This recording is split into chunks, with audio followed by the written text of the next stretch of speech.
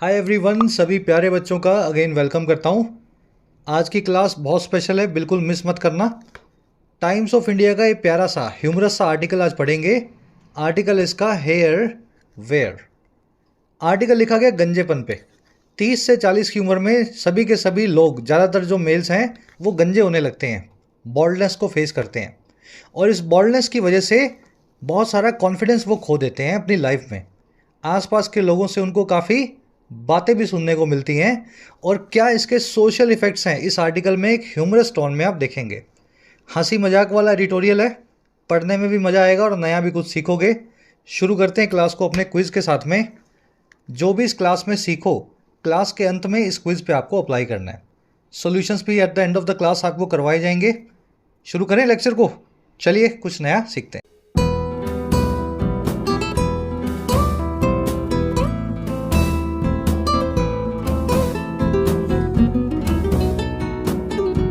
Alright, बहुत जल्दी channel को एक्सपेंड कर रहे हैं। इंग्लिश के साथ साथ आपको जीएस, रीजनिंग और मैथमेटिक्स, इसकी क्लासेस भी अच्छे टीचर्स के द्वारा मिलेंगी। टीचर्स की लिस्ट को फाइनलाइज करेंगे और प्रोबेबली एक वीक के अंदर हमारा चैनल फुल फ्लेजेड स्टार्ट हो जाएगा। सारे एग्जाम्स के सारे टॉपिक्स को, सेक्शंस को हम कवर करेंगे। ठीक है, चलिए, मैं तो बहुत एक्साइटेड हूँ इसके लिए। होपफुली आपको भी बेनिफिट मिलेगा। करे जी, enjoy your hair while you have it, but remember life's good even without it. Article देखो क्या लिखा हुआ है, हेयर वेयर। हेयर मतलब बाल, वेयर मतलब कहाँ। किसी गंजे आदमी से पूछो ना, बाल कहाँ गए, बाल क्या हुआ बालों का, तो इस तरह का टाइटल बना हुआ है, हेयर वेयर। करें जी, इंजॉय करें आपके हेयर को, मज़ा लें आपके बालों का। और कब तक? जब तक वो आपके पास हैं, वाइल यू हैव इट। करें लेकिन, बट याद रखें, रिमेंबर करें इस चीज़ को, लाइफ इज़ गुड, जीवन अच्छा होता है, इवन विदाउट इट, यहाँ तक कि इनके बिना भी। तो जब तक बाल हैं तब तक उनको बनाओ, अच्छा सा जेल लगाओ, हेयर स्टाइल बनाओ, है ना, लंबी लंबी जुल्फे रखो, लहराओ। लेकिन याद रखना, एक बार चले जाएंगे तो आपको बुरा फील होगा, लेकिन लाइफ नहीं रुकती है आपके गंजे होने के बाद भी। सेंटेंस का मीनिंग समझ में आ गया। इंजॉय यहाँ पे वर्ब है, सब्जेक्ट अंडरस्टूड है यहाँ पे यू। क्यों अंडरस्टूड है? जब भी बेस फॉर्म से सेंटेंस को शुरू किया जाए, इंजॉय, प्ले, ईट, है ना, बेस फॉर्म ही सेंटेंस की शुरुआत कर रही हो क्लोज की, तो आप अपने आप ही यू को अंडरस्टूड मान लेंगे सब्जेक्ट, क्योंकि आप ही इंजॉय करेंगे, आप ही इस काम को करने वाले हैं। You enjoy your hair. तो ये पहला सब्जेक्ट यू, वर्ब हो गया इंजॉय। दूसरा सब्जेक्ट है अगेन यू, वर्ब है इसकी हैव। और तीसरा सब्जेक्ट है अगेन यू अंडरस्टूड, और इसकी वर्ब है रिमेंबर। आप ही इंजॉय करेंगे, आप ही के पास जब तक बाल हैं, और आप ही को इस चीज़ को याद रखना है, लाइफ की वर्ब है इज, लाइफ इज गुड। ये अपोस्ट्रोफी और एस लगा करके आप कैसे वर्ब्स को छोटा कर देते हैं, शायद 3 दिन पहले क्लास में आपको करवाया था। जिन बच्चों ने रेगुलर है उनको अच्छे से पता होगा ये कॉन्सेप्ट। लाइफ इज, उसको मैंने क्या लिख दिया, उसको मैंने इज निकाल के लिख दिया लाइफ्स।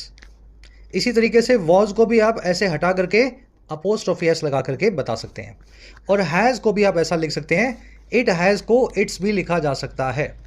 ठीक है, फॉर्मल राइटिंग में ये आता नहीं है, बहुत कम यूज़ करना चाहिए, लेकिन ये हंसी मजाक वाला एडिटोरियल है तो इसने ये जो अपने को लिख करके दे दिया। आपको कभी भी अपने एस्से में, प्रेसी में इस फॉर्म को, वर्ब की यूज़ नहीं करना होता। चलिए आगे बढ़ेंगे। 2 ग्रामेटिकल कॉन्सेप्ट्स हैं, आपको फटाफट करवा दें। पहले आपसे पूछ लेता हूँ, मुझे बताओ, सर पे एक बाल तो नहीं होगा आपके, तो इसने योर हेयर क्यों लिखा, योर हेयर्स क्यों नहीं लिखा? नहीं लिखा ना इसने योर हेयर्स। सर पे तो बाल बहुत सारे हैं, हजारों लाखों करोड़ों होते होंगे, लाखों तो होते ही होंगे कम से कम, तो हेयर क्यों लिखा? और फिर इसके लिए इट भी लगा दिया। क्या ये एक बाल की बात कर रहा है क्या? चलो, ये कॉन्सेप्ट आपको आगे चल के करवाऊंगा, एक बार सोचो दिमाग में, हेयर किस टाइप का नाउन है जिसकी वजह से इसके आगे एस नहीं लगाया गया। दूसरा जो कॉन्सेप्ट है वो ये कॉन्सेप्ट है, कुछ वर्ब्स हैं अंग्रेजी में जिनकी एक बुरी बुरी बीमारी है, इनको एक बुरी आदत है कि इनके बाद में एक ऑब्जेक्ट जरूर होगा। अच्छा, इनकी आदत इतनी बुरी है कि अगर आप इनको ऑब्जेक्ट नहीं देंगे ना, तो ये सब्जेक्ट को ही रिफ्लेक्सिव फॉर्म में ऑब्जेक्ट बना लेंगी। ठीक है, हमेशा एक्टिव में ये वर्ब इस तरीके से बिहेव करेंगी, पैसिव में नहीं करेंगी। पैसिव में वर्ब का ऑब्जेक्ट हो ही नहीं सकता। ठीक है ना, तो पैसिव वाले में परेशान मत होना, एक्टिव केस के अंदर ही जब ये वर्ब्स ऑब्जेक्ट ले सकती हैं तब ये ऑब्जेक्ट जरूर लेंगी। चलो, मैं थोड़ा टेक्निकल जा रहा हूँ, आप सोचोगे सर ऑब्जेक्ट क्या है, आप इसको प्रैक्टिकली समझो। वी इंजॉयड द मूवी, हमने इंजॉय किया मूवी को। We enjoyed during the holiday, हमने एंजॉय किया हॉलीडे के दौरान। टेक्निकली जो मैंने आपको समझाया, प्रैक्टिकली उसका इम्प्लीकेशन ये है कि फर्स्ट सेंटेंस सही है और दूसरा सेंटेंस गलत है। अब आप पूछो कैसे? देखो, एंजॉय एक ऐसी ही वर्ब है जो मैंने आपको लिस्ट में बताई, और इसको हमेशा एक ऑब्जेक्ट चाहिए। अगर ऑब्जेक्ट नहीं मिला तो ये सब्जेक्ट को ऑब्जेक्ट बना लेगी और रिफ्लेक्सिव फॉर्म में ले लेगी। आपने क्या एंजॉय किया? आपने एंजॉय किया मूवी को। क्या से इस मूवी ने रिप्लाई किया वर्ब का, और ये मूवी जो है, ये नाउन जो है, वर्ब का ऑब्जेक्ट बन गया। कंडीशन सेटिस्फाई होगी, एंजॉय को ऑब्जेक्ट मिल गया। लेकिन सेकंड केस में देखो, हमने एंजॉय किया हॉलीडे के दौरान। क्या एंजॉय किया भाई? क्या एंजॉय किया हॉलीडे में? क्या का रिप्लाई देने वाला तो कोई ऑब्जेक्ट है नहीं यहाँ। तो मतलब एक्टिव में एंजॉय को ऑब्जेक्ट नहीं मिला। बस अब जैसे ही ऐसा होगा, एंजॉय वर्ब सब्जेक्ट को ऑब्जेक्ट बना लेगी। We enjoyed, we subject we है ना, उसको आप वी का वी लिख देंगे यहाँ। लेकिन अब आप इसको ऑब्जेक्टिव फॉर्म में यूज़ करेंगे, और क्योंकि सब्जेक्ट और ऑब्जेक्ट दोनों सेम है तो ऑब्जेक्टिव फॉर्म हो जाएगी रिफ्लेक्सिव फॉर्म। ये मैं आपको प्रोनाउन चैप्टर में अच्छे से करवा चुका हूँ, ज़्यादा मुश्किल नहीं है, बड़ा आसान है। रिफ्लेक्सिंग फॉर्म होती है वी की और सेल्स। इसलिए कभी कभी वी के बाद में आप myself, yourself, ourselves, itself, themselves, है ना, आप ऐसा वो लिखा हुआ देखते हैं। तो वी इंजॉयड आवर सेल्स आपको ऐसा लिखना पड़ेगा, तभी आपका सेंटेंस सही होगा। समझ गए? एक सेंटेंस और देखो। The man presented in the court, आदमी जो है प्रेजेंट हुआ कोर्ट में। किसको प्रेजेंट किया आदमी ने? प्रेजेंट वर्ब का कोई ऑब्जेक्ट है? नहीं है। अब प्रेजेंट वर्ब तो ऐसे ही वर्ब है, तो क्या करें? द मैन के लिए आप इसका रिफ्लेक्सिव लगाएं और वो होगा हिमसेल्फ। ठीक है, रिफ्लेक्सिव ऐसे ही बनते हैं, माई सेल्फ, योर सेल्फ, और self, him self, them self. तो द मैन के लिए हिमसेल्फ, क्योंकि आदमी है। औरत होती तो लगा देता हर सेल्फ। आई होता तो मैं लगा देता माई सेल्फ। वी था तो हमने लगा दिया और सेल्स। इट होता तो यहाँ लगा देता इट सेल्फ्स। ठीक है, इट सेल्फ। दे होता तो देम सेल्स। तो यहाँ पे मैं द मैन के लिए हिम सेल्फ लगाऊंगा, presented himself in the court. वैसे ही दे एब्सेंटेड फ्रॉम द मीटिंग, वो मीटिंग से गायब हो गए। एब्सेंट वर्ब भी इन्हीं वर्ब्स में से एक है, देख पा रहे हो, एब्सेंट। तो दे एब्सेंटेड देमसेल्व्स फ्रॉम द मीटिंग। चलो, समझ में आ गया होगा सभी बच्चों को ये कॉन्सेप्ट, बड़ा प्यारा सा कॉन्सेप्ट है। लास्ट सेंटेंस आपको दे रहा हूं एज होमवर्क। ऑलरेडी आपको ऊपर लिख करके बता दिया है कि ये सारी वर्ब्स हैं, उन्हीं में से एक वर्ब है सेटिस्फाई। सेटिस्फाई वर्ब का आपको ऑब्जेक्ट चेक करना है, और नहीं मिले तो फिर ऑब्जेक्ट को इसी टेक्निक से लगाना है। इस कॉन्सेप्ट को याद रखने का एक सिंपल सा ट्रिक यही है, इसका स्क्रीनशॉट लें, अगर लिखना चाहें तो उसके नोट्स बनाएं। और कितनी वर्ब्स हैं ये? 10 वर्ब्स। 10 वर्ब्स को दिमाग में बैठा लें, जहां भी ये दिखेंगी ये कॉन्सेप्ट आपके दिमाग में ट्रिगर होना चाहिए। बढ़ेंगे आगे। चलो, अब जल्दी से इस आर्टिकल की वोकैबुलरी पर नजर डालते हैं। सारे वर्ड्स एक साथ देख लो ताकि आप स्मूथली पढ़ सको इसको। जल्दी से क्लास को एक लाइक भी दे दो, एक शेयर भी दे दो। अब तो बड़े बड़े प्लान्स हैं अपने, सारा सिलेबस आपका इसी चैनल पे कवर होगा। टेलीग्राम ग्रुप को ज्वाइन करने के लिए आपको @yourEnglishTutor टाइप करना है, टेलीग्राम में आपको ग्रुप मिल जाएगा।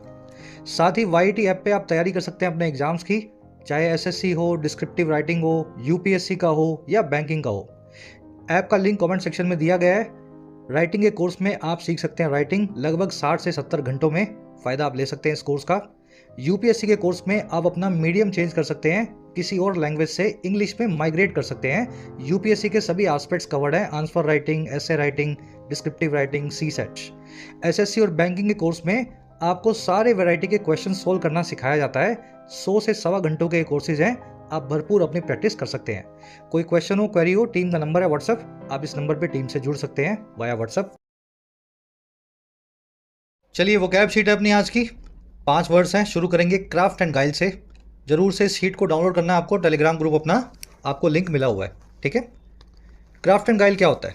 क्राफ्ट का मतलब होता है कला, गाइल का मतलब होता है चालाकी। कला और चालाकी जब मिल जाते हैं तो वो बन जाता है प्रोफेशन, आपका काम करने का तरीका। खाली कला से भी काम नहीं चलता और खाली चालाकी से भी काम नहीं चलता, दोनों चीज़ों को मिक्स करोगे तभी सामने वाले का कुछ फ़ायदा करवा कर सकोगे आप, है ना। तो क्राफ्ट एंड गाइल होता है आपका आर्ट एंड क्लेवरनेस, किसी काम को करने का जो स्किल सेट होता है। The salesman used his craft and guile to close every deal. Salesman इस्तेमाल करता था अपने काम करने के कला को, आर्ट एंड क्लेवरनेस को, क्राफ्ट एंड गाइल को, ताकि वो हर डील को क्लोज कर सके, हर डील को पूरा कर सके। क्लोज अ डील का मतलब होता है डील को परवान चढ़ाना, जिसने जो खरीदना था और जिसने जो बेचना था वो दोनों काम एग्जीक्यूट हो जाएं तो डील अपने आप क्लोज हो जाती है। ठीक है, चलिए, इसको प्रोफिशिएंसी, एक्सपर्टीज और ट्रिकरी भी बोलते हैं। आज ट्रिकरी नाम का वर्ड आप आर्टिकल में देखेंगे। चलिए अगला वर्ड है अपने पास पोर्शन। ये पोर्शन नहीं है, पोर्शन वर्ड से इसको कंफ्यूज मत करना, उसमें आर लगा होता है। ये है पोर्शन बिना आर के। पोर्शन का मतलब होता है एक ड्रिंक, और जनरली ये ड्रिंक जो है ना कोई मैजिक ड्रिंक की तरह आपको मिलेगी, ठीक है ना। किसी नीम हकीम बाबा ने कुछ पिला दिया आपको, या किसी पुरानी जो किताब है आपने उसमें पढ़ा कि एक मैजिक ड्रिंक थी, है ना, हैरी पॉटर ने उसको पिया और वो पहुंच गया यहाँ पे। इस तरह की समझ के ना काल्पनिक कहानियाँ, कथाएं, जहाँ पे कुछ जादू वाला कोई ड्रिंक हो, उसको पोशन बोलते हैं। इस वर्ड को आजकल अपने बड़ा ही नेगेटिव सेंस के अंदर खराब चीज़ों के साथ यूज़ करते हैं। जादू वादू, कोई आदमी आपको बोले भाई जादुई आदमी हूँ मैं, है ना, मैं सब दवाओं का, सब बीमारियों का इलाज है मेरे पास, तो अगर वो आपको कोई ड्रिंक दे तो आप नेगेटिव तरीके से बताने के लिए उस ड्रिंक को पोशन बोलेंगे। The shorten mixed a variety of herbs. झोला छाप बाबा ने, शार्टन क्या होता है, वो गलियों में घूमते रहते हैं ना झोला उठा के। झोला छाप बाबा ने मिक्स कर दिया बहुत सारी हर्ब्स को, बहुत सारी जड़ी बूटियों को इन वार्म वाटर, गर्म पानी में, और क्रिएटेड अ मैजिक पोर्शन, एक बहुत ही जादुई सा ड्रिंक। और कौन सा ड्रिंक था? Capable of curing all illnesses, जिसमें क्षमता थी क्योर करने की सभी बीमारियों को, ऑल इलनेसेस को। तो ड्रॉट, ब्रू, ड्रिंक सभी इसको बोलते हैं। आज आप पोशन नाम का वर्ड आर्टिकल में देखेंगे। ब्रू क्या होती है? वो वाला लिक्विड जिससे शराब बनती है, या जो शराब का जो पहला वाला फॉर्म होता है ना एकदम बनाने के बाद, उसको और प्रोसेस करना पड़ता है। शुरू में जो पहली शराब बनती है उसको ब्रू बोलते हैं अंग्रेजी में। चलिए अगला वर्ड अपने पास फ्रेट, FRET। फ्रेट का मतलब होता है किसी चीज़ के लिए परेशान होना, या किसी चीज़ की वजह से बहुत एजिटेटेड होना, वरीड होना। कोई दिमाग में आपके चलते रहे, हमेशा आप सोचते रहें, तो आप फ्रेट अबाउट या फ्रेट ओवर करेंगे ऑफ दैट थिंग, जो भी चीज़ आपके दिमाग में चल रही है। और फ्रेट का एक और मीनिंग भी है, किसी चीज़ को नष्ट करना, जैसे लोहे को जंग नष्ट कर देती है, समझ पा रहे हो, वैसे ही किसी चीज़ को वेयर अवे या इरोड करना भी फ्रेट करना कहलाता है। She tends to fret over little things like spilled milk. उसकी आदत है परेशान होने की, फ्रेट ओवर होने की, छोटी छोटी बातों पे, जैसे गिरा हुआ दूध गिरा देने पे भी वो परेशान हो जाती है और काफ़ी घंटों तक फ्रेट ओवर करती है इस चीज़ के ऊपर। दूसरा इसका मीनिंग देखो, किसी चीज़ को नष्ट करने वाला। डोंट लेट सोरो फ्रेट अवे योर करेज। सोरो को या अपने दुख को लेट ना करें, इजाज़त ना दें नष्ट करने की आपके करेज को, आपके अंदर की हिम्मत को। कितने भी आप दुखी हैं, लेकिन हिम्मत ही आपको हमेशा होना चाहिए, दुख से आपकी हिम्मत खत्म नहीं होनी चाहिए। फ्रेट को बॉदर, ब्रूट, इन सभी वर्ड से भी बताया जाता है, और इसके लिए एक ईडियम भी है, लूज स्लीप ओवर समथिंग। किसी चीज़ के ऊपर अपनी नींद खो बैठना, है ना, आपके दिमाग में चल रही है, दिन रात सोच रहे हो, तो you lose sleep over something या यू फ्रेट ओवर समथिंग, ऐसा दोनों में से आप जो भी जाएं बोल सकते हैं। चलिए अगले एक बहुत प्यारी सी ईडियम अपने पास, अप इन द एयर। देखिए हर वो चीज़ अप इन द एयर है, या तो वो हवा में लटकी हुई है ना, ऊपर कहीं किसी गुब्बारे वुब्बारे के साथ, और या फिर जो चीज़ अभी भी काल्पनिक है, जो भी ज़मीन तक नहीं आई, ज़मीनी हकीकत तक नहीं पहुंची। आपने कुछ प्लान सोचा हुआ है मैं करूँगा, तो वो अप इन द एयर है जब तक आप उस काम को करने में ना लगे। समझ पा रहे हो ना मेरी बात को? जो चीज़ बड़ी अनसर्टेन सी हो, जिसके अंदर बड़ी वेगनेस हो, अनक्लैरिटी सी हो, बस एक सोच में, ख्याल में हो, वो होती है अप इन द एयर। अब ये हवा से वो ज़मीन पे आएगी, फिर हकीकत में तब्दील होगी। Plans for the picnic are still up in the air. जो प्लान है पिकनिक के, वो अभी भी अनसर्टेन है, अनडिटर्मिन्ड है, एम्बिग्यूअस है, अनडिसाइडेड है। Since we can decide where to go, क्योंकि हम डिसाइड ही नहीं कर पा रहे हैं कहाँ जाना है। पिकनिक करना है लेकिन प्लेस डिसाइड ना होने की वजह से प्लान्स अभी भी अप इन द एयर है। याद रहेगा ये अच्छे से? चल लास्ट है अपने पास वर्ड प्री ऑक्यूपेशन। देखिए आपका ऑक्यूपेशन होता है रोजगार, और अगर आपका जो प्री ऑक्यूपेशन, इसके आगे प्री लगा दिया मैंने, ऐसी चीज़ जो आपके रोजगार से भी पहले है, प्री है, क्या होगा? आपका जुनून, किसी चीज़ को लेकर के पागलपन, किसी चीज़ को लेकर के ऑब्सेशन। काम धंधे से भी पहले जो काम करते हो ना, वो आपका ऑब्सेशन होता है। प्री ऑक्यूपेशन इसी को बोलते हैं। और हमेशा ये ऑब्सेशन या प्री ऑक्यूपेशन जो है, आप विद लगा करके बताते हैं किस चीज़ के साथ है। Pre occupation with exercise, pre occupation with alcohol, है ना, किसी को पीने का शौक है, किसी को दौड़ने का शौक है, तो ये जुनून के लिए वर्ड यूज़ होने वाला है। हर preoccupation with money irritates everyone. उसका जो जुनून है पैसे को लेकर के, ऑब्सेशन जो है, वो इरिटेट करता है सभी को, है ना, चिड़ पैदा करता है सभी में। कीननेस, मेनिया, फिक्सेशन भी बोलते हैं, फेटिश भी बोलते हैं। फेटिश के साथ में फॉर आता है और प्रीऑक्यूपेशन ऑब्सेशन के साथ में विद आता है। ये फिक्स्ड प्रेपोजिशन आपको याद करनी पड़ेंगी और रीडिंग में इनको बार बार आइडेंटिफाई करना होगा। आज मैंने आपको बताया प्रीऑक्यूपेशन के साथ विद आता है, आपने सुन लिया। अगली बार जब ये वर्ड आए आज से 25 दिन बाद, 2 महीने बाद, तो आपको ये चीज़ क्लिक करनी चाहिए कि देखो ये विद लगा हुआ है, सर ने पहले भी बताया था। समझ पा रहे हो? ऐसे रिलेट करोगे तभी याद रहेगा, नहीं तो कोई तरीका नहीं है। कोई भी टीचर 10 घंटे के मैराथन क्लास में आपको 1000 प्रेपोजिशन याद नहीं करवा सकता। ठीक है, उसको याद है वो जरूर बता देगा आपको, लेकिन आपको याद तब तक नहीं होंगी। रीडिंग अगर नहीं कर रहे हो तो इंग्लिश में आप अपना टाइम वेस्ट कर रहे हो। चलिए अब रीडिंग करेंगे अच्छे से। आर्टिकल बड़ा प्यारा है।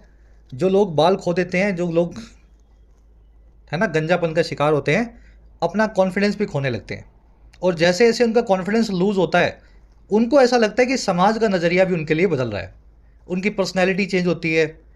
फिर ये जो स्ट्रगल और जो कश्मकश होती है, इसको पूरा करने के बाद कई सालों के बाद उनको पता लगता है कि बाल थे या ना थे, इससे ज़्यादा फ़र्क लाइफस्टाइल पे नहीं पड़ना चाहिए, ना पड़ता है। फ़र्क पड़ता है आप किस तरह के आदमी हैं, कितना ज्ञान है, कितना पैसा आपने ज़िंदगी में कमाया है, क्या सोचते हैं, है ना, लोगों को कैसे ट्रीट करते हैं। ये जिन चीज़ों पे फ़र्क पड़ता है हमें उन पे काम करना है, ना कि उन चीज़ों के लिए परेशान होना है जो आपके हाथ से बाहर हैं, जैसे कि बाल। अब आर्टिकल शुरू करेंगे। टोन आज की ह्यूमरस। कह रहे जी, I was born with lots of hair और माई हेड। मैं बोर्न हुआ था, आई वॉज बॉर्न मैं पैदा हुआ था, बहुत सारे बालों के साथ, ओवर माई हेड मेरे सर पे। Simple sentence. They were suppose to grow with me. और ये बाल जो थे सपोज थे। सपोज्ड का मतलब होता है एक्सपेक्टेड, आपसे जैसी आशा हो। You are suppose to work hard in your studies, you are suppose to work on your career. तो यही आपसे सपोजिशन है या एक्सपेक्टेशन है कि आप ऐसा करेंगे।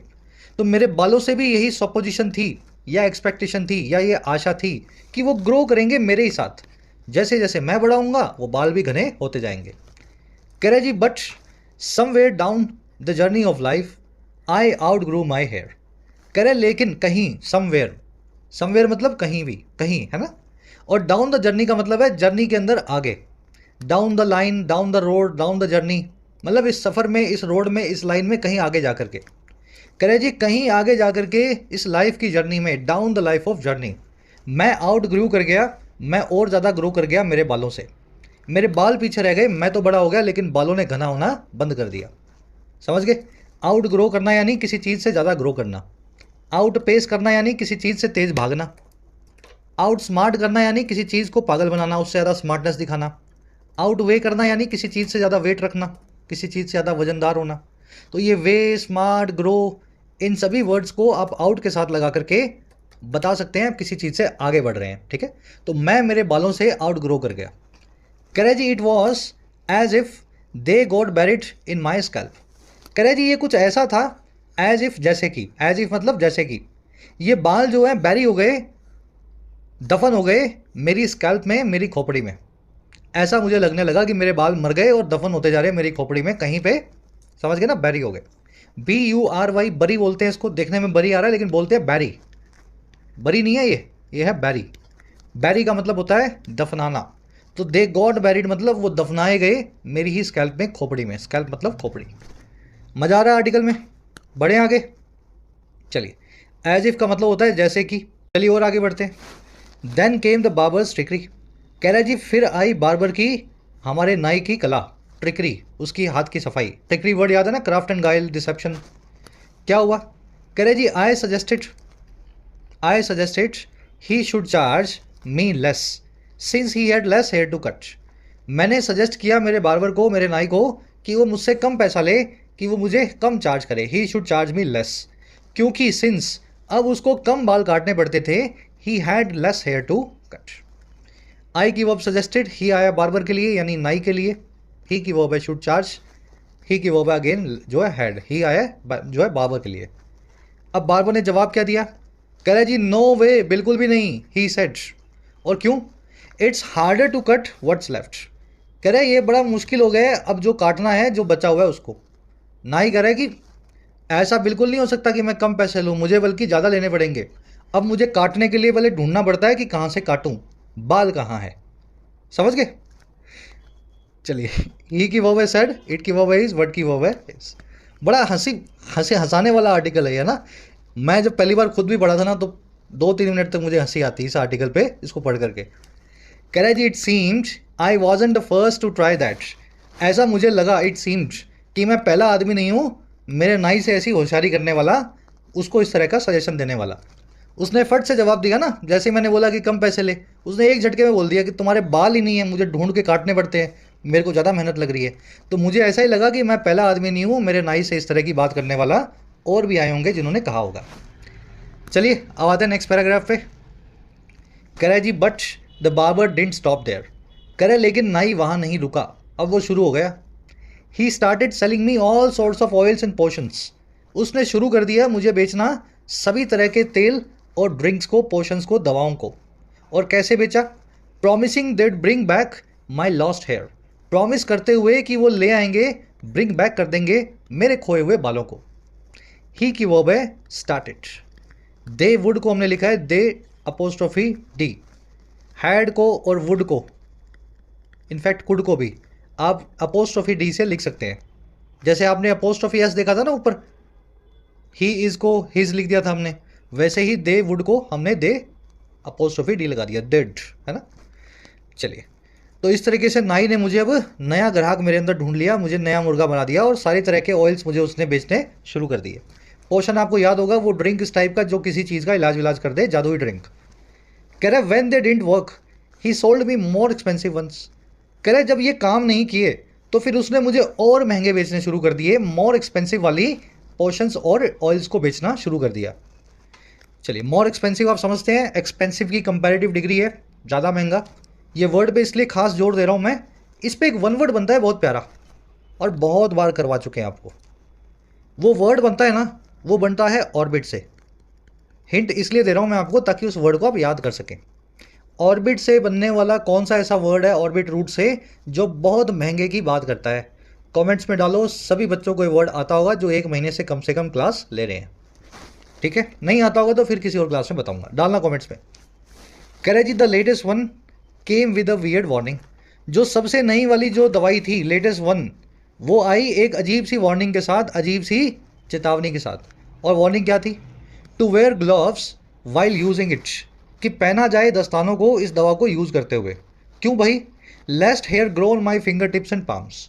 लेस्ट कहीं ऐसा ना हो, लेस्ट कहीं ऐसा ना हो कि बाल उगने लगे मेरे हाथों की उंगलियों पे और हथेली पे भी। तो ऐसी ऐसी एक्सपेंसिव दवाएं जो है नाई ने इसको बेचनी शुरू कर दी। लास्ट वाली पे तो वार्निंग भी लिखी हुई थी कि ये इतनी असरदार दवाई है कि दस्ताना पहन लेना इसको बालों में लगाते हुए, कहीं ऐसा ना हो आपके हाथ में बाल उगाएं। ठीक है, लेटेस्ट वन की वर्ब है केम, हेयर की वर्ब है ग्रो। वियर्ड का मतलब होता है बहुत ज़्यादा अजीब सा, स्ट्रेंज, बिजार। ये वर्ड याद है बिजार? एक छोटा सा मैंने वो किया था, क्या बोलते हैं उसको, शॉर्ट्स, है ना। शॉर्ट में मैंने एक वर्ड बताया था बिजार। अभी शॉर्ट्स भी आएंगे, मैं शॉर्ट्स प्लान कर रहा हूँ बहुत सारे इस तरह के वो क्या वर्ड्स, ईडियम्स वगैरह है ना, शॉर्ट्स में आपको आधे 1 मिनट में करवाई जाए। लेस्ट का मीनिंग आपको पता होगा, लेस्ट का मतलब होता है कहीं ऐसा ना हो। और लेस्ट की खासियत ये है, एक तो अपने बाद कभी भी नोट नहीं लेगा ये, क्योंकि कहीं ऐसा ना हो, ना इसमें ऑलरेडी रखा हुआ है। जब ऑलरेडी रखा हो तो फिर लगाने की ज़रूरत नहीं है। और दूसरी खासियत ये है, इसके बाद में वर्ब की बेस फॉर्म लगती है और कभी कभी शुड भी लग जाता है अगर लगाना चाहें तो। Lest hair grow on my finger, यहाँ पे नोट लगाने की ज़रूरत नहीं है और शुड को लगाया जा सकता था। लेस्ट हेयर शुड ग्रो, नहीं लगाओ तब भी ठीक है। इस केस में करवा चुके हैं ना लेस्ट वाला कॉन्सेप्ट, कुछ नया तो नहीं है, सबको आता है कॉन्सेप्ट ऑलरेडी। अब ये मोर एक्सपेंसिव के लिए जो वर्ड पूछा था वो वर्ड था, डाल देना सब कमेंट्स में जिनको आता है, एक्स ऑर्बिटेंट। एक्स ऑर्बिटेंट ऐसी चीज़ जो एक तो 19-20 होता है, 500 की चीज़ कोई 600 में मिल गई, एक 500 की चीज़ कोई 50,000 में लाया हो, तो इस तरह की महंगाई को या महंगी चीज़ों को बोलते हैं एक्सॉर्बिटेंट। एक्सॉर्बिटेंट, ठीक है, वन वर्ड है, याद रखें इसको। चलिए, कह रहे जी ब्लेम वॉज पास अराउंड। जो फिर ब्लेम था उसको पास अराउंड किया गया, इस पूरी चीज़ का ठिकरा सबके एक दूसरे के सर पे फोड़ा गया, मेरे बालों के कम होने का। पास अराउंड करना यानी एक जगह से दूसरी जगह पे किसी चीज़ को ट्रांसफ़र करना। चलिए, अब ये कैसे हुआ? My wife blamed my mom. मेरी वाइफ ने ब्लेम कर दिया मेरी माँ को, मेरी मॉम को। हु ब्लेम्ड माई वाइफ, और जिन्होंने वापस से ब्लेम कर दिया मेरी वाइफ को। मेरी वाइफ कह रही थी कि तुम्हारी माँ की वजह से बाल गए हैं, और मेरी माँ का कहना था कि तुम्हारी वाइफ की वजह से ही तुम्हारे बाल गए हैं। I joked with my friends that I chose wisdom और hair while they went the other way. फिर मैंने जॉक भी करना शुरू कर दिया मेरे फ्रेंड्स के साथ। जॉक्ड वर्ब की सेकंड फॉर्म लगी हुई है। जॉक का मतलब होता है मजाक करना। वर्ब की सेकंड फॉर्म से पास्ट की एक हैबिट बताई जा रही है।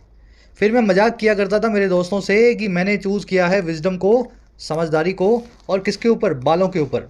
While they went the other वे, जबकि मेरे दोस्त जिनके सर पे बाल थे वो दूसरी तरफ चले गए, उन्होंने बालों को समझदारी से ज़्यादा चूज़ किया। आई बात समझ में? फ्रेंड्स के मज़े ले रहा था खुद ही गंजा होकर के कि मुझे भगवान ने चुनाव दिया था, है ना, चॉइस दी थी दो, कि बाल चाहिए समझदारी चाहिए, तो मैंने तो समझदारी को चुन लिया है और गंजा हो गया हूँ। तुम्हारे सर पे बाल हैं तो मतलब मुझे समझ आ रहा है तुमने क्या चुना होगा। चलिए, आई की वर्ब है जोक्ड, आई की वर्ब है चोज, दे की वर्ब है वेंट। द अदर वे मतलब दूसरी तरफ, मैं गया समझदारी की तरफ और तुम चले गए बालों की तरफ। जब भी ब्लेम पास किया जाता है, एक दूसरे के सर पे किसी चीज़ का ठिकरा फोड़ा जाता है किसी बात का, तो उसके लिए एक बहुत अच्छी ईडियम है, साथ में ही करवा देता हूँ। यहाँ इतना पढ़ रहे हो, इंटरेस्टिंग लग रहा है तो वो भी याद रह जाएगी। ईडियम का मतलब होता है, या ईडियम होती है टू पास द बक। ठीक है, जब कोई जिम्मेदारी नहीं ले रहा होता, सब बोल रहे होते हैं तूने किया है, तूने किया है, तूने किया है, इसको अंग्रेजी में बोलते हैं टू पास द बक। चलिए बढ़ते हैं लास्ट पैराग्राफ की तरफ, जो है एक दो बचे हैं। कह रहा है जी, maybe my balding was because of too many male hormones. कह रहा है जी शायद मेरी बॉल्डिंग जो है, मेरा गंजापन जो है, वो बिकॉज ऑफ था या वजह से था बहुत सारे मेल हॉर्मोन्स की। Making me a kind of super hero without hair, बनाते हुए मुझे एक सुपर हीरो बिना बालों वाला, बिना हेयर वाला। मेल हॉर्मोन्स क्या होते हैं? Testosterone, dihydrotestosterone, DST-NT। Male hormones आपको strength, power, muscle mass, explosiveness, है ना, ये सब चीज़ें देते हैं। तो जब मेरे पास बहुत सारे मेल हॉर्मोन्स आए हैं और मेरे बाल चले गए हैं, तो इसका मतलब क्या हो रहा है?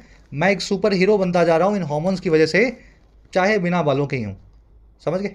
बॉल्डिंग की वर्ब है वॉज, और ये बात बिल्कुल सही है। DHT नाम का एक हार्मोन बॉडी में बनता है 30 साल के बाद मेल्स की। ठीक है, और इस DHT की वजह से ही आपके बाल जाते हैं। और दवाइयाँ जो बाजार में आ रही हैं अभी रिसेंटली, DHT को ब्लॉक करने वाली दवाइयाँ आ रही हैं, इस हार्मोन को बनने से रोकने वाली दवाइयाँ आ रही हैं, जो कि काफ़ी सक्सेसफुल है। अगर 30 की उम्र में आप लेना शुरू करते हैं तो जब तक आप लेते रहेंगे आपके सर पे बाल रहेंगे, अच्छे खासे रहेंगे। ठीक है, तो ये मॉडर्न जो है इसका इलाज है गंजेपन का। No need to wear underpants over my trousers to show I am Superman right. कह रहे अब कोई ज़रूरत ही नहीं है, नो नीड, और क्या करने की? वेयर करने की, पहनने की, अंडरपैंट्स को, अंडरवेयर्स को, ट्राउजर्स के ऊपर, पैंट के ऊपर, ये दिखाने के लिए कि अब मैं सुपरमैन हूँ। क्या ये बात सही है? सुपरमैन क्या करता है? आप उसको देखना, सुपरमैन को अंडरवेयर को वो पैंट के ऊपर पहने रखता है, तो उस पर मजाक बनता है ना, सुपरमैन है लेकिन देखो इसने तो अंडरवेयर पहनना भूल गया था, बाद में पहन लिया इसने। तो वैसे ही कह रहे हैं कि अब मेरे को तो वो करने की ज़रूरत भी नहीं है, ट्राउजर्स के नीचे ही मैं अंडरपैंट्स को पहन सकता हूँ। समझ गए?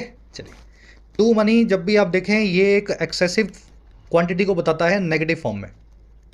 ठीक है, मनी का मतलब होता है काफ़ी, टू मनी का मतलब होता है काफ़ी लेकिन ज़रूरत से ज़्यादा, बहुत ज़्यादा, नेगेटिव सेंस के अंदर, है ना। वैसे ही टू मच भी बन सकता है, टू मच को भी आप जो है नेगेटिव सेंस से जोड़ कर रखें, TOO हमेशा नेगेटिव को बताता है। चलिए, ट्राउजर्स और अंडरपैंट्स, जितने भी ये कपड़े हैं इस टाइप के जिनमें दो पाँव होते हैं, समझ गए ना, पायजामास दो पाँव होते हैं, देख लेना जितने भी होते हैं, या फिर ऐसे इक्विपमेंट जिनमें दो हिस्से होते हैं, जैसे कि ग्लासेस, चश्मा, दो तरफ होंगे ना, दोनों आँख की तरफ होगा। बाइनोकुलर्स, बाइनोकुलर्स क्या होती है? दूरबीन, हमेशा दोनों आँखों में जाएगी। हेडफोन, हेडफोन कितना? दोनों कानों में जाएगा। तो दो तरफ लगने वाले जितने भी कपड़े वपड़े हैं और ये चीज़ें हैं, हमेशा प्लूरल में लिखी जाती हैं और प्लूरल ही इनकी वर्ब होती है। Shoes, sockses, trousers, underpants, underwears, pyjamas, glasses, binoculars, headphones, हमेशा इनको आपको एस लगा करके लिखना है और पीछे इनके प्लूरल आएगा। These are always plural nouns, इन नाउन्स को कभी भी सिंगुलर में यूज़ नहीं करते। समझ गए ना? तो याद रहेगा, इसी तरीके से याद रखना है जिनके दो दो हिस्से हों। चलिए, शर्ट पे नहीं लगता है, शर्ट को शर्ट लिख सकते हैं आप, क्योंकि चलो फिर किसी क्लास में बताएंगे, अंदर ज़्यादा नहीं घुसेंगे। अभी ये बाकी के जो वर्ड्स मैंने आपको बताए इनको देख लेना। While others fretted about bad hair days, I enjoyed my hairless life. जब दूसरे लोग परेशान हो रहे थे ख़राब हेयर डेज के बारे में, मैं एंजॉय करने लगा मेरे गंजी लाइफ को, हेयरलेस लाइफ को। है ना। कोई कहता था आज मेरे बाल बड़े रूखे हैं, कोई कहता था आज डैंड्रफ हो गया, तो मैं एकदम अपनी खोपड़ी पे हाथ फिरा के समझता था कि मैं कितना सुखी हूँ इन लोगों से। अदर्स की वर्ब है फ्रेटेड अबाउट, फ्रेट अबाउट करना, परेशान होना। इन्जॉय वर्ब के बाद में हमेशा ऑब्जेक्ट देना पड़ेगा आपको। हेयरलेस लाइफ यहाँ ऑब्जेक्ट है, अगर ऑब्जेक्ट नहीं होता तो फिर मुझे माई सेल्फ यहाँ पे लगाना पड़ता, I enjoyed myself. No more spending money on a shampoo, a fair trade I think. अब कोई आपको पैसा स्पेंड नहीं करना है शैम्पू के ऊपर, बड़ी ही अच्छी ट्रेड है, बड़ा ही अच्छा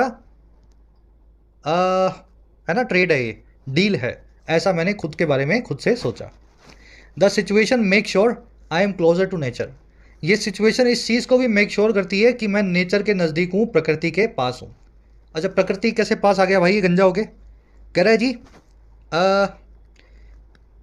when the rain drop that is formed miles up in the air drifts downwards towards the earth through the mystical layers of air and lands on my head, I experience a true music। जब जो rain drop होती है, बारिश की बूंद होती है, जो फॉर्म की जाती है हवा में माइल्स ऊपर, अप इन द एयर की बात कर रहा है यहाँ पे, समझ गए ना, ऊपर कहीं जा करके। अप इन द एयर आपको ईडियम करवाई थी, जो चीज़ अभी भी डिसाइडेड ना हो, वो वाला मीनिंग तो इसका होता ही है, लेकिन यहाँ पे बात कर रहे हैं ऊपर हवा में, है ना, वो वाला मीनिंग निकाल रहा है, दूसरा वाला। कह रहे बरसात की बूंद जो कि फॉर्म होती है, दैट इज फॉर्म्ड कई मील ऊपर, up in the air, miles up in the air. कह रहे ये बूंद जब ड्रिफ्ट करती है, रेस लगाती है डाउनवर्ड्स, नीचे की तरफ, और किसकी तरफ? अर्थ की तरफ। और किसके होते हुए? थ्रू द मिस्टिकल लेयर्स, बहुत ही मिस्टिकल लेयर्स में से, परतों में से होते हुए। मिस्टिकल मतलब जादुई, स्पिरिचुअल, एनिग्मेटिक, मैजिकल। और ये परतें हैं एयर की, है ना, एयर की अलग अलग आप देखोगे लेयर्स होती हैं ऊपर हवा में। और कह रहा है जब वो लैंड करती है मेरे हेड पे, सर पे आगे गिरती है, मैं एक्सपीरियंस करता हूँ सच्ची धुन को। तो ऐसे मैं नेचर के नज़दीक आ गया हूँ। मेरी टांट पे, खोपड़ी पे जब बारिश की बूंदें पड़ती हैं, और वो बूंदें जो मीलों ऊपर बनी थी और एकदम जादुई परतों से होती हुई हवा की ज़मीन पे लैंड करने वाली थी, मेरे सर पे लैंड करती है, तो मुझे सही धुन सुनाई देती है नेचर की। रेन ड्रॉप्स की वर्ब है drifts and lands, when a raindrop drifts and lands on my head. That आया रेन ड्रॉप के लिए, दैट की verb is form miles up in the air, यानी बहुत ऊपर जाकर के फॉर्म होती है। अप इन द एयर मैंने आपको समझा दिया। इसका दूसरा वाला मीनिंग भी होता है जो मैंने आज नहीं हुआ यूज़, लेकिन कभी कभी वो भी आएगा अनडिसाइडेड चीज़ों के लिए। मिस्टिकल यानी कि जादुई, स्पिरिचुअल या magical. Symphony gets noisier and unbearable when hailstorm accompanies the rain. कह रहे फिर ये धुन जो है और शोर भरी हो जाती है, सिम्फनी जो है और ज़्यादा नॉइजी हो जाती है और अनबेरेबल भी हो जाती है जब एक हेल स्टॉर्म, जब एक ओलों का तूफान रेन के साथ आने लगे। तो कह रहे अभी बरसात तक ही ठीक है, जब ओले ओले पड़ते हैं तो फिर ये म्यूजिक जो है शोर में बदल जाता है, खोपड़ी फूटने लगती है ना। सिम्फनी की वर्ब है गेट्स, सिम्फनी यानी म्यूजिक, हेल स्टॉर्म की वर्ब है अकॉम्पनीज। कह रहे then it is time to run to a shelter, फिर वक्त आ जाता है रन करने का, भागने का, किसी शेल्टर की तरफ, किसी पनाह की तरफ। शेल्टर होता है शेड वेड, कोई है ना घर हो, कमरा हो, झोपड़ा हो, जिसके नीचे आप जो है पनाह ले सकें, जो है असाइलम ले सकें। चलिए लास्ट पैराग्राफ हो गया आपका, सेकंड लास्ट था, अभी छोटा सा और है। कह रहे जी our obsession with hair keeps a big industry going, हमारा जो ऑब्सेशन या जुनून है बालों के साथ, वो जारी रखता है, कीप करता है एक बड़ी इंडस्ट्री को कंटिन्यू करता हुआ, गो करता हुआ। हमारे जुनून की वजह से बालों की एक इंडस्ट्री जो है फलती फूलती आ रही है।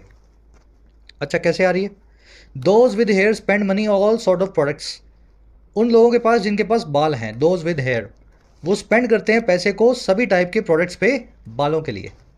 While the balding trying to get it back, जबकि बॉल्ड हैं जो, या बॉल्ड हो रहे हैं जो, यानी गंजे हो रहे हैं जो, वो पैसा को लगा करके बालों को फिर से पाने की कोशिश करते हैं। तो बाल है या नहीं है, खर्चा जरूर रहेगा आपका हमेशा, है ना, दोनों ही तरीके से। दोज की वर्ब है स्पेंड, बॉल्डिंग की वर्ब है ट्राई। कह रहे it is like business model of YouTube, ये बिल्कुल यूट्यूब के बिजनेस मॉडल के जैसा है। कैसे? If you choose to see the advertisements, advertisers pay to the YouTube, अगर आप चूज़ करते हैं एडवर्टीजमेंट्स को देखना, वीडियो में जो बीच में शुरू में आती हैं, तो एडवर्टाइजर्स जो हैं आपको पे करेंगे या यूट्यूब को पे करेंगे। जैसे इस वीडियो में कोई ऐड आएगी तो उस ऐड का पैसा यूट्यूब को जाएगा, और यूट्यूब उसमें से आधा पैसा वीडियो बनाने वाले कंटेंट क्रिएटर के साथ शेयर करता है। ये मॉडल है यूट्यूब का, ठीक है। कह रहे if you don't want to see the advertisements you pay to the channel, और अगर आपको एडवर्टीजमेंट्स नहीं देखनी है, आप चाहते हो कि मेरे चैनल पे कोई ऐड ही ना आए, आपको अपना टाइम सेव करना है, तो फिर आपको पे करना पड़ेगा चैनल को, या यूँ कहें यूट्यूब को। यूट्यूब प्रीमियम आपको लेना पड़ेगा, समझ गए। तो वैसे ही बॉल्डिंग लोग भी हैं, है ना, या तो आपको बाल रखने हैं तो फिर बालों पे कुछ लगाना पड़ेगा, और बाल नहीं रखने हैं तो फिर बालों को पाने के लिए कुछ लगाना पड़ेगा, समझ गए ना। इसी तरीके से यूट्यूब और इसका इसने कंपैरिजन किया है। कह रहा है YouTube learn this trick from Indian hair industry, YouTube ने सीखा है इस ट्रिक को शायद इंडिया की हेयर इंडस्ट्री से ही, है ना, हमारे हेयर प्रोडक्ट्स बनाने वाली कंपनियों से ही। चलिए, ऑक्यूपेशन, ऑब्सेशन, मेनिया, विद लगा करके आप बताते हैं किस चीज़ से आपका जुनून है। हमारा जुनून है बालों को लेकर के भारत में। चलिए, कैसा लगा आर्टिकल, होपफुली एंजॉय किया होगा आपने। कुछ नया पढ़ाने की कोशिश करता हूँ, ढूंढ ढूंढ के निकाल के लाता हूँ। अच्छी लगती है क्लासेस तो ज़रूर से कमेंट सेक्शन में अपना फीडबैक दे दिया करो। जो अच्छा फीडबैक होता है उस क्लास को, उसी थीम को मैं बार बार, ठीक है ना, बार बार उसको रिपीट करने की कोशिश करते हैं दूसरे आर्टिकल्स में। अब जो सवाल आपसे पूछा था हेयर के लिए, क्यों हमने हेयर लिखा है, हेयर्स क्यों नहीं लिखा, वो इसलिए नहीं लिखा, ये वो सारे नाउन्स हैं जिनकी फॉर्म कभी भी चेंज नहीं होती।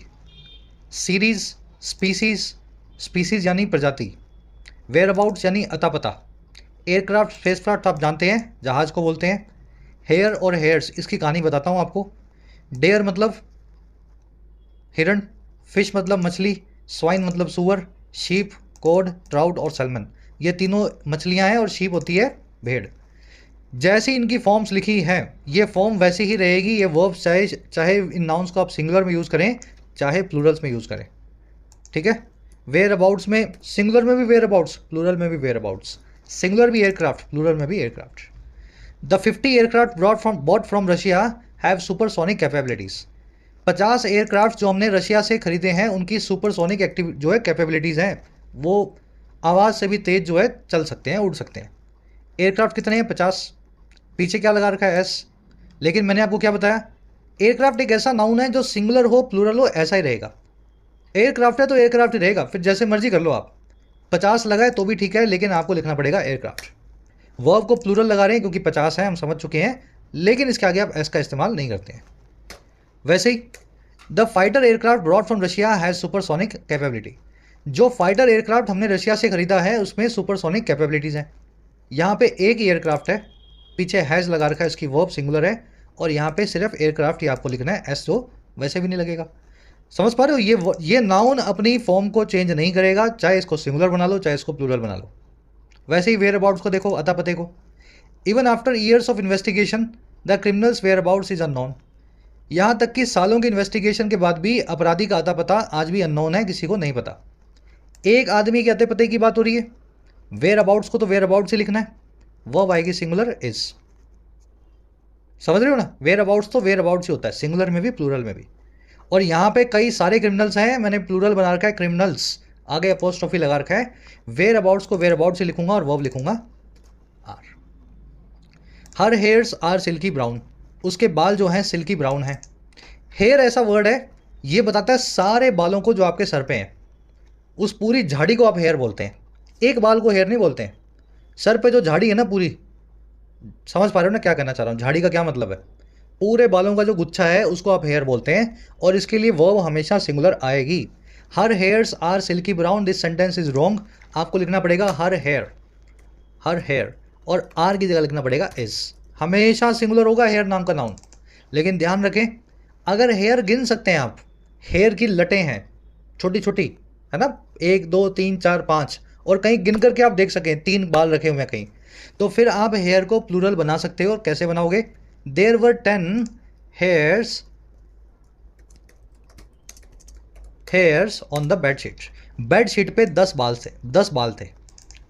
प्लूरल बनाया है, वर नाम की प्लूरल वर्ब को लगाया है क्योंकि हेयर की लटों की बात हो रही है, 10 स्ट्रैंड्स की बात हो रही है। स्ट्रैंड्स ऑफ बीच में ऐड कर दोगे तो और ज़्यादा क्लैरिटी आएगी, अगर एडिड नहीं है तो ये अंडरस्टूड है।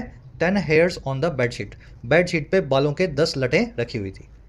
तो हेयर के साथ ये पंगा है। सर के सारे बालों की बात करोगे तो हेयर सिंगुलर है, सिंगुलर वर्ब लेगा, और कहीं पे ज़मीन पे कहीं पड़े हुए मिल जाएं 2-3 बालों के छोटे छोटे, समझ गए ना, इंडिविजुअल बाल, तो उनको स्ट्रैंड्स ऑफ लिख करके आप प्लूरल बना सकते हैं और उनको प्लूरल वर्ब दे सकते हैं।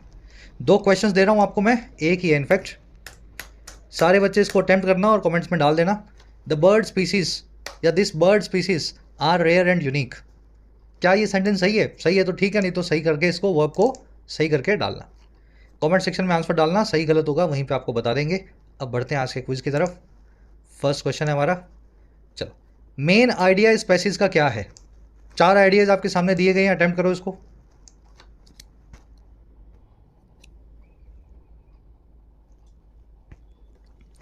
चलो खुद से अटेम्प्ट कर लेना, आंसर करवा रहा हूं मैं। इस स्पेसीज का मेन आइडिया ये नहीं है कि हेयर लॉस एक नेचुरल पार्ट है लाइफ का और इसको इम्ब्रेस करो यानी गले लगाओ। इसका ये भी नहीं है कि नरेटर की जर्नी बता रहा है बहुत सारे बालों से गंजेपन की। इसका ये भी नहीं है कि नरेटर की फ्रस्ट्रेशन है हेयर ग्रोथ ट्रीटमेंट उसके सर पे काम नहीं की। इसका थीम ये है कि नरेटर का हंसी भरा एक्सपीरियंस क्या था गंजेपन को लेकर के और समाज से कैसे कैसे प्रेशर्स वो झेलता है। समझ गए ना, यही इसकी थीम है। हंसी वाले तौर पे ऑथर के या लेखक के अनुभव को बताना गंजेपन से वो कैसे गुजरा था। सी आपका आंसर बनेगा। थोड़ा मुश्किल क्वेश्चन था लेकिन ठीक है, आंसर ऐसे निकलेगा। चलिए, नरेटर का एटीट्यूड क्या है भारत की हेयर इंडस्ट्री को लेकर के या हेयर इंडस्ट्री को लेकर के इन जनरल? पढ़ो इनको चारों को। देखो, ना तो वो अप्रिशिएट कर रहा है हेयर इंडस्ट्री के एफर्ट्स को, ना ये इसको नेसेसरी इविल की तरह देखता है। नेसेसरी इविल यानी ऐसी खराब चीज़ जिसका होना ज़रूरी है, जैसे इंटरनेट है नेसेसरी इविल है, इसी से सारे अपराध भी होते हैं और इसी से सारे अच्छे काम भी होते हैं। तो ना तो ये नेसेसरी इविल बता रहा है ना ये इसको एक फ्यूटल अटेम्प्ट की तरह देखता है, ना ये इसको अप्रिशिएट करता है। ये मानता है कि ये लोगों की इनसिक्योरिटी को एक्सप्लॉइट करती हैं पैसे के लिए, लोगों को डरा धमका करके उनसे पैसा निकलवाती है। यही हमारी हेयर केयर इंडस्ट्री है। ठीक है, तो सी आपका आंसर बनेगा सेकंड वाले में। क्वेश्चंस का लेवल थोड़ा अच्छा रखा है, फ्रस्ट्रेट नहीं होना है, सीखने की कोशिश करनी है।